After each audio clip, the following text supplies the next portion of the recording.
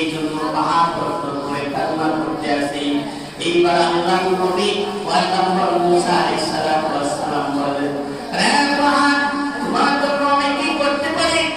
এমনি পাহাড়ের ভিতর থেকে তোমার নষ্ট আল্লাহর পয়গম্বর, আপনি আল্লাহর কাছে আমার জন্য দোয়া করেন, আল্লাহ তাআলা যেন আমাকে জাহান্নামে নিক্ষেপ না করে।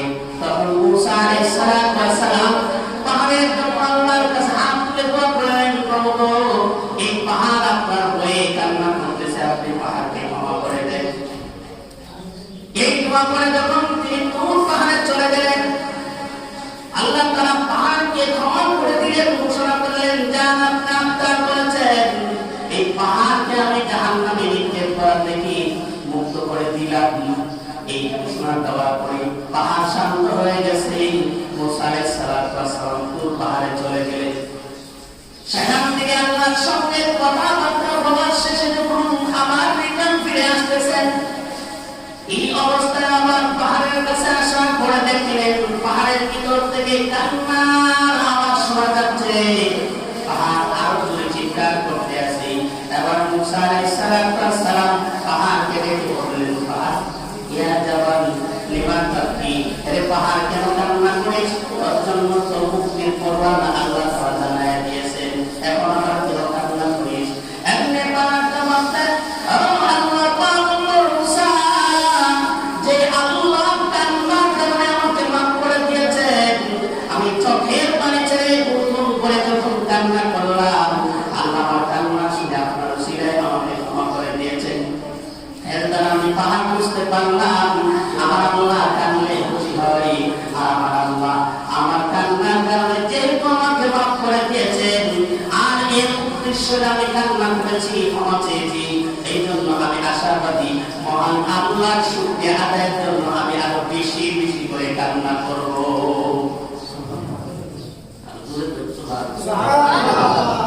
আমরা সব পারি না আছে এমনি দুনিয়ার কোন সম্পত্তির সবটা পানি, কিন্তু আল্লাহর ভয়ে আমাদের চোখে পানি আসে আসে না ভাই? বুঝতে হবে আমাদের অন্তর কত শক্ত হয়ে গেছে, কত কঠিন হয়ে গেছে, যে একটা পাহাড় আল্লাহর ভয় কান্না করে। আল্লাহ উস্তুনে আন্না নামক একটা খেজুর গাছের গোড়ার মধ্যে একটি খেজুর গাছের গোড়ার উপরে দাঁড়ায় রাসূল তোমার বক্তৃতা দিতেন, জাতির উদ্দেশ্যে ভাষণ দিতেন, সাহাবাইদের কেরামদেরকে নসিহত করতেন। আল্লাহ নবী যখন এই উস্তুনে আন্না কাঠের গোড়া খেজুর গাছের গোড়াটা রাসূল পরিবর্তন করলেন, আরেকটা এরকম কাঠের চেয়ার আসনের ব্যবস্থা করলেন। রাসূল ওই খেজুর গাছের গোড়াটাকে সাইডে রেখে দিলেন, এখন আর সেটার মধ্যে দাঁড়ায় বক্তৃতা দেয় না। রাসূল তোমার জন্য খুতবা দেয় না, জবাব দিন হয় যে আল্লাহর নবী রাহমাতুল লিল আলামিন যখন এই মিম্বরে কাঠের চেয়ারে বসে বা দাঁড়ায় বক্তৃতা দিতে শুরু করলেন, এমনি ওই উস্তুনে আন্না খেজুর গাছের গোড়াটা থেকে গুনগুন কান্নার আওয়াজ শুনতে যায়। এইভাবে এই গাছের গোড়াটা যখন কান্না শুরু করে দিয়েছেন, নবীজি আবার উস্তুনে আন্নার দিকে গাছের খেজুর গাছের গোড়ার দিকে তাকায় বলেন, এই খেজুর গাছের গোড়ালি উস্তুনে আন্না তুই কেন কাঁদিস? এবার উস্তুনে আন্না জবাব মহান আল্লাহ করে দিলেন, ওই গাছের গোড়ালির মধ্যে গোড়ার মধ্যে কথা বলার শক্তি আল্লাহ তাআলা দিয়ে দিলেন। এবার এই গাছের গোড়া আল্লাহ নবীর দিকে তাকায় বলেন, কখনো বিধি এতদিন যাবত আপনি আমার উপর দাঁড়াইয়া মহান আল্লাহ কোরআনের বাণী আপনি জাতির সামনে পেশ করেছেন, কোরআনের আয়াত তেলাওয়াত করেছিলেন, এর দ্বারা আমি এই গাছের গোড়ালি আমার সম্মান মর্যাদা আমার মূল্য আল্লাহর কাছে অনেক বেশি হয়ে গিয়েছিল। এখন যেহেতু আপনি আমাকে পরিত্যাগ করেছেন, আমার উপরে দাঁড়ায় আপনি কোরআনের তেলাওয়াত করেন না, কোরআনের ব্যাখ্যা বিশ্লেষণ তাফসীর করেন না, আমি হতবাক হয়ে গেলাম, বঞ্চিত হয়ে গেলাম। আল্লাহর নবী এই জন্য আমি কান্না করতেছি। আল্লাহর রাসূল বলেন, আমি নবী সান্ত্বনা দিয়া বলি মহান আল্লাহ তোকে উত্তম মর্যাদা দান করবে। তাহলে একটা গাছের গুণা কোরআন তার উপরে তালাওয়াত হতো, তার থেকে যখন আল্লাহ রাসূল তাকে যখন পরিত্যাগ করলো, সেই গাছের গুণাটা চিৎকার করে কান্না করতেছে। কিন্তু আমাদের আফসোস, আমরা কত হতভাগা হইলাম, ঘরে কোরআন শরীফ আমাদের নাই। কোরআন শরীফ থাকলেও আমরা কোরআন শরীফ তালাওয়াত নাই। কোরআনের মর্যাদা, কোরআনের ভাগ, তার যে কত মর্যাদা, সেটা আজকে মুসলিম সমাজ বুঝতে ব্যর্থ হয়েছে।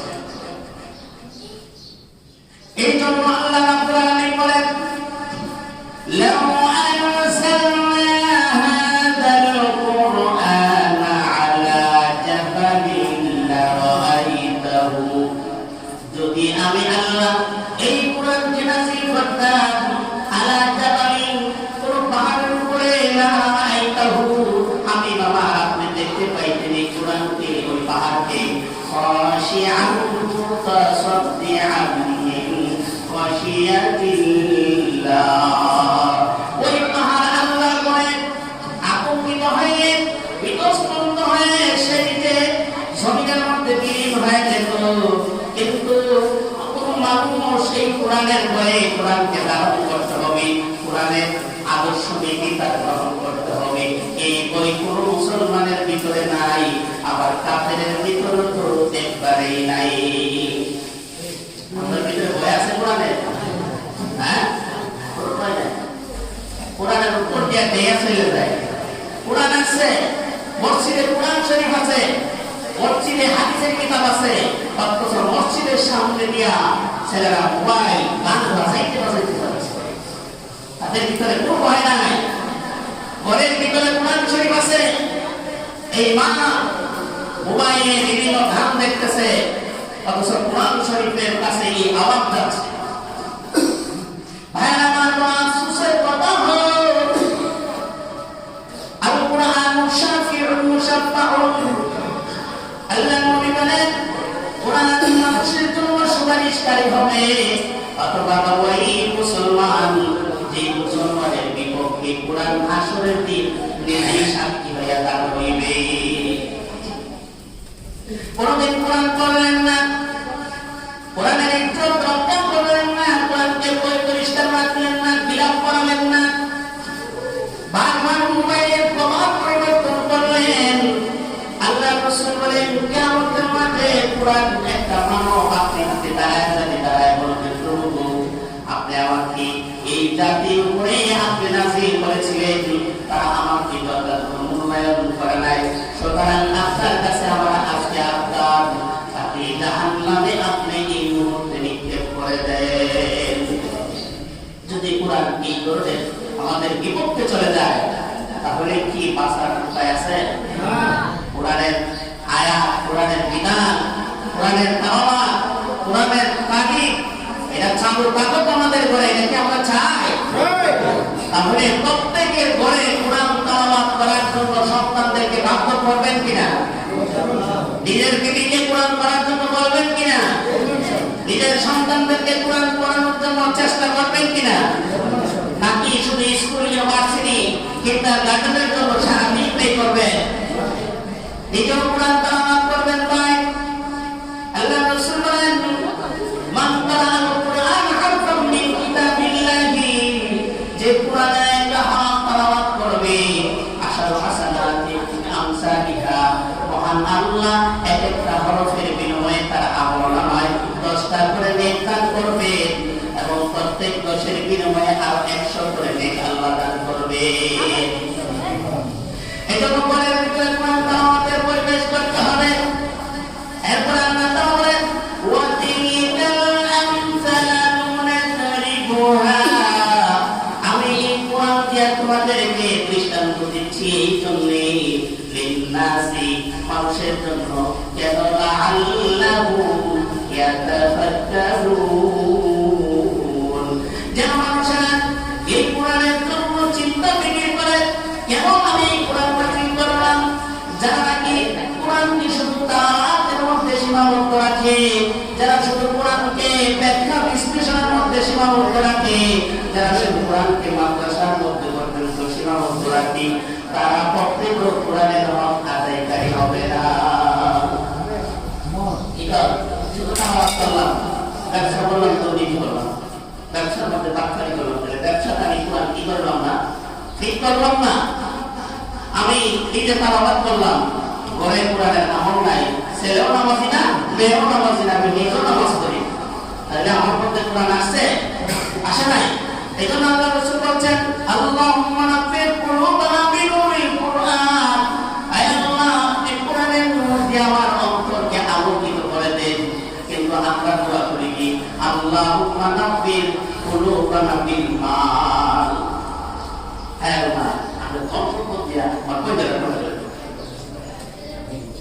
যদি নাও বলি তো আমাদের আখলাক চাল চলন যে ব্যস্ততা দেখা যায়, এটাই বোঝা যায় যে আমরা ওই জায়গায় কলমটার আওয়াজ মনুষ্যত্ব দিয়ে বলে দিত তাহলে বলাস কেন ভাই আজান হচ্ছে মসজিদের দিকে, হাইয়া আলাস সালাত দৌড়ে আসে নামাজের দিকে, আল্লাহর দিকে। কিন্তু মুসলমানের সন্তান আজান শুনলে মসজিদের এরিয়া ছেড়ে দূরে চলে যায়। বেদিনের সন্তান যেমন মসজিদ থেকে দূরে চলে যায়, মুসলমানের সন্তানও আজানের তকবীর শুনলে মসজিদের এরিয়া ছেড়ে দিয়ে চলে যায়। মসজিদের আজান শেষ হয়ে গেলে, নামাজ শেষ হয়ে গেলে তখন দেখা যায় ওই মুসলমানের সন্তান মসজিদের আঙ্গিনায় খেলাধুলা করে।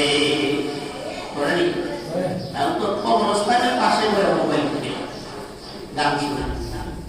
আফসোস এক লোক রাজমিস্ত্রি করে তারা দায়িত্ব দিছে কবরটার সাইডে একটু ফাঁকা করতে হয়, হ্যাঁ গাঁথা করতেছে আর প্লাস্টার করতেছে আর বাউলা গান লাগায় কবরের ভিতরে। আমি যে এলাম ভাই গেছি মাদ্রাসার কালেকশন করতে গিয়ে বাস্তব লেগে মাপির সামনে সবাই একটা করে বাস দিব গেলাম, কি কবরস্থানের মধ্যে দাঁড়িয়ে আমার মাদ্রাসার কিছু কাজ করেছে ভাই, আপনি এখানে করছেন এটা তো মারি মধ্যে লেগে গান শুনতেছে। হ্যাঁ আফসোস, আর কত বন্ধ তো আছে ওই ওয়াজের মাহফিলে পয়সা ঋষি রাইতে হে কারবারা শিবা যাইয়া ইয়া ইয়া এটা শুনতে জানা ঋষি রাইতে কারবারা কোন গানায়া এই স্টেজের মধ্যে বলতেছে আর পাবলিক এমন মাথা এমন খালের সাথে মিলছে, এর সাথে সাথে পাবলিকও গাইতেছে আর মানে এই পাপ হয়ে গেছে যে গুণা হতেছে তাদের এই কর্ময় মস্তিষ্কের মধ্যে করতেছে। এই জন্য কোরআন আমাদেরকে ধরতে হবে না ছাড়তে হবে ভাই, জুড়ে বলে ধরতে হবে। ধরতে হলে কি মক্তব বন্ধ থাকতো? আপনাদের কার সন্তান সকালে মক্তবে আসে না? এর ভিতরে আমি গবেষণা করে দেখছি যারা বিদেশে এরা সন্তান নিয়ে মক্তবে আসে না সকালে সারা বউ মোবাইল টিপে ফজরের সময় ফজর নামাজ পড়তে পারে না, আর বাচ্চা উড়াইব কিভাবে? তখন বিকালবেলা প্রাইভেট পড়ানোর চিন্তা করে যে হুজুরে 1000 টাকা দেব, প্রাইভেট পড়াবেন আমার বাচ্চাকে। সকালবেলা আমার তুলে পাঠান, হুজুর বলতে তো উঠতে পারবো কিভাবে? কোরআনের তেলাওয়াত হয়, ঘুমা সারাই মোবাইল টিপতে টিপতে টিভি দেখতে দেখতে তার ঘুমের কোনো সময় নাই। আজান দেয় তাহাজ্জুদের সময় হয়, মোবাইল বন্ধ করে ঘুমায়।